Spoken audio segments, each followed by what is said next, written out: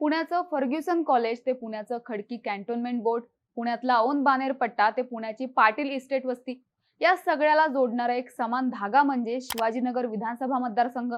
कधी काळी काँग्रेसचा बालेकिल्ला असणारा मतदारसंघ, जिथे आता भाजपचं वर्चस्व निर्माण झालंय. पण मागची विधानसभा निवडणूक आणि आताची लोकसभा निवडणूक, या दोन्ही वेळेस मतदारसंघानं कुठली गोष्ट पाहिली असेल तर ती आहे चुरस. आता यंदा विधानसभा निवडणुकीसाठी देखील चुरस आहेच. पण ही चुरस आहे दोन पातळ्यांवर. आधी तिकीट मिळवण्यासाठी आणि मग आमदारकीची माळ गळ्यात पाडून घेण्यासाठी. भाजप विरुद्ध काँग्रेस अशी मेन टशन असलेल्या या मतदारसंघात सध्याचं वातावरण काय आहे, काय चर्चा होत आहेत आणि ग्राउंडवर काय परिस्थिती आहे, पाहूया त्या व्हिडिओमधून. नमस्कार, मी नम्रता आणि तुम्ही पाहताय बोल भिडूची स्पेशल सिरीज मतदारसंघाचं राजकारण. आता शिवाजीनगरचा इतिहास पाहायचा झाला तर इथं सुरुवातीला काँग्रेसचं वर्चस्व होतं, ज्याला शिवसेनेनं हादरा दिला. मग भाजपनं ताकद निर्माण केली. काँग्रेसचं बळ हे इथं असलेली जातीय समीकरणं आणि काँग्रेसचा पक्का मतदार यावर अवलंबून होतं. भाजपने इथं मोदी लाटेनंतर आपला बेस पक्का केला. त्यात संघाच्या ताकदीची आणि शहरीकरणाची जोड त्याला मिळाली. पण इथं महत्वाचा फॅक्टर ठरत आला तो नेत्यांची वैयक्तिक ताकद. शशिकांत सुतार, विनायक निमण आणि अनिल चिरोळे हे या मतदारसंघातले मोठे नेते ठरले. सुतार 2 टर्म, निमण 3 टर्म आमदार झाले, तर शिरोळे यांनी पुण्याचे खासदार म्हणून निवडून येत यश मिळवलं. आता सुतार कोथरूडमध्ये शिफ्ट झालेत. तर शिवाजीनगर मधली लढाई शिरोळे आणि निमण यांच्या पुढच्या पिढीत सुरू आहे. सुरुवातीला बोलल्याप्रमाणे इथं तिकीट मिळवण्यासाठी स्पर्धा आहे. आधी बोलूयात महायुतीबद्दल आणि पर्यायानं भाजपबद्दल. भाजपमध्ये सुरुवातीला फक्त सिद्धार्थ शिरोळे यांचं नाव पुढे येत होतं. लोकसभेला इथून भाजपच्या मुरलीधर मोहोळ यांना फक्त 3,337 मतांची आघाडी मिळाली होती. त्यामुळे लोकसभेतल्या परफॉर्मन्सचा विचार विधानसभेच्या तिकीट वाटपासाठी होणार का, अशी देखील चर्चा झाली. मग भाजपकडून इच्छुक म्हणून 3 नावं पुढे आली: मधुकर मुसळे, संदीप काळे आणि बाळासाहेब आमराळे यांची. मुसळे हे औंध भागातले कार्यकर्ते, तिथं त्यांच्या पत्नी नगरसेविका आहेत. पण औंध भागाबाहेर ताकद नसल्यानं मुसळे यांचं नाव शर्यतीत तितक्या ताकदीनं पुढे नसल्याचं काही स्थानिक पत्रकार सांगतात. संदीप काळे आणि बाळासाहेब आमराळे यांची देखील नावं चर्चेत आली असली तरी पूर्ण मतदारसंघात प्रभाव टाकेल अशी ताकद नसल्यानं त्यांचा कितपत विचार होणार हे महत्वाचं ठरणार आहे. त्यामुळे पक्षांतर्गत रस्सीखेचा सिद्धार्थ शिरोळे यांना एज मिळेल अशी चर्चा आहे. याची काही कारणं देखील सांगण्यात येतात. पहिलं म्हणजे सिद्धार्थ शिरोळे यांचं भाजपच्या राज्य आणि केंद्र नेतृत्वाशी चांगले संबंध आहेत. ते देवेंद्र फडणवीस यांचे निकटवर्ती असल्याचं बोललं जातं. सोबतच त्यांना युवा आमदार म्हणून राज्याबाहेर जी काही जबाबदारी मिळाली होती तिथं त्यांचा परफॉर्मन्स चांगला असल्याचं सांगितलं जातं. दुसऱ्या बाजूला 5 वर्ष आमदार म्हणून काम करताना शिरोळे यांनी विकास निधी आणण्यावर भर दिला. मतदारसंघातला उच्च भूभाग आणि वस्ती भाग दोन्हीकडे कनेक्ट ठेवण्याचा प्रयत्न केला असं देखील स्थानिक पत्रकार सांगतात. मेट्रोच्या कामाला मंजुरी आणि सुरू झालेलं काम, प्रभात रोड, भांडारकर रोड या भागात असलेला वैयक्तिक संपर्क, केंद्र आणि राज्य सरकारच्या योजनांच्या माध्यमातून वस्ती भागात वाढवलेला कनेक्ट, या गोष्टी शिरोळे यांचं बळ वाढवणारे ठरू शकतात.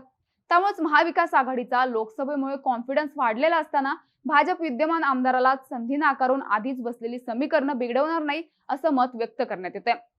पण जरी संधी मिळाली तरी इच्छुकांना आपल्या बाजूने वळवून अंतर्गत नाराजी असली तर ती मिटवून इच्छुकांच्या आणि नाराजांच्या पॉकेट्स मधली ताकद सेव्ह करण्याचं आव्हान शिरोळे यांच्या समोर असेल. आता तिकीट मिळवण्यासाठी असलेल्या शर्यतीची महाविकास आघाडीमध्ये काय परिस्थिती आहे ते पाहूयात. तर मवियामध्ये शिवाजीनगरच्या जागेवर काँग्रेसचा क्लेम सुरुवातीपासून आहे. पण यावेळी इथं राष्ट्रवादीच्या शरद पवार गटानं देखील क्लेम केलाय. पक्षातल्या इच्छुकांनी थेट शरद पवार यांची भेट घेत या जागेवर दावा सांगितला. पण नंतर ही चर्चा मागे पडली आणि काँग्रेसमधून 4 इच्छुकांची नावं ताकदीने समोर येऊ लागली. ज्यात पहिले आहेत दत्ता भैरट. 2019च्या विधानसभा निवडणुकीत भैरट यांनी चांगली टफ फाईट दिली होती. त्यांना निसटता पराभव स्वीकारावा लागला होता. गोखले नगर, जनवाडी परिसरात भैरट यांची चांगली ताकद आहे. त्यांनी मतदारसंघात वातावरण निर्मिती करायला सुरुवात सुद्धा केली. पण त्यांच्यापेक्षा किंचित जास्त ताकद ही मनीष आनंद यांनी लावली. साधारणतः मागच्या एका वर्षापासून मनीष आनंद हे तयारी करतात. सिद्धार्थ शिरोळेंवर टीका करत त्यांनी नुकतंच बातम्यांमध्ये देखील स्थान मिळवलंय. खडकी कॅन्टोन्मेंट भागात मनीष आनंद यांचा चांगला होल्ड आहे. पण इथल्या भागातलं मतदान हे एकगट्टा ओढता आलं तरी त्यामुळे विनिंग मॅजॉरिटी मिळवता येणार नाही असं मतदारसंघातलं चित्र आहे. त्यानंतर तिसरं नाव आहे पुण्याच्या माजी महापौर दीप्ती चौधरी यांचं. त्यांनी भेटीगाठी, डिजिटल प्रचार आणि वेगवेगळ्या कार्यक्रमांच्या माध्यमातून हवा तयार करायला सुरुवात केली. महिला उमेदवार म्हणून आणि काँग्रेसच्या निष्ठावान म्हणून त्या उमेदवारीसाठी आग्रही आहेत. थोडक्यात काँग्रेसमधून 3 प्रबळ इच्छुक आहेत ज्यांच्या तिकिटासाठीची स्पर्धा घासून आहे. पण काँग्रेसचे प्रदेशाध्यक्ष नाना पटोले यांनी एका जाहीर कार्यक्रमात सनी निमन यांनी आमदार व्हावं, पक्ष कुठला हे त्यांनी ठरवावं अशी खुली ऑफर दिली होती. त्यानंतर निमन यांनी उमेदवारीसाठी मुलाखत दिल्याच्या देखील बातम्या आल्या होत्या. सनी निमन हे दिवंगत माजी आमदार विनायक निमन यांचे पुत्र. निमन यांनी हा मतदारसंघ काँग्रेससाठी जिंकला होता. इथं त्यांचा चांगला प्रभाव होता.